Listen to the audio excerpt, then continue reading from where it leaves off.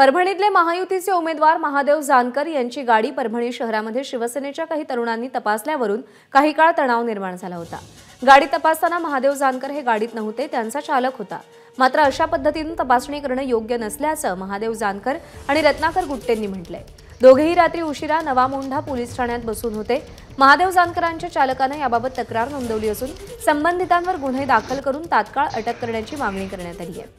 दरम्यान पोलीस अधीक्षक रवींद्र परदेशी हे देखील पोलीस ठाण्यामध्ये बसून होते। यात कोणताही अनुचित प्रकार घडलेला नाही, मात्र अधिकार नसताना कार्यकर्त्यांनी गाडीची तपासणी केल्याचं परदेशी यांनी सांगितलं। योग्य ती कारवाई करत आपण पावलं उचलू असं आश्वासन त्यांनी दिलेलं आहे। पुन्हा त्याचं इन्व्हेस्टिगेशन करा।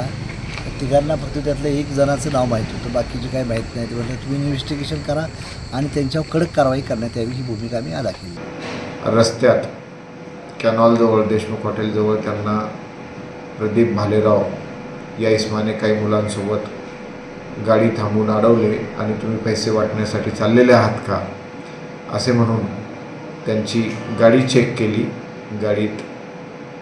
गाडीतील बॅग आणि फूड पॅकेट चेक केले। अशी घटना घडलेली आहे। तर या त्यांच्या कृत्यावरून पोलीस स्टेशनला फिर्याद देण्यात आलेली आहे। श्रीयुत महादेव जानकर यांच्या PI यांनी फिर्याद दिलेली आहे। त्यावरून कायदेशीर गुन्हा दाखल करत आहोत आणि योग्य ती कारवाई नवामोंढा पोलीस स्टेशन या ठिकाणी करण्यात येत आहे। ABP माझा, उघडा डोळे बघा नीट।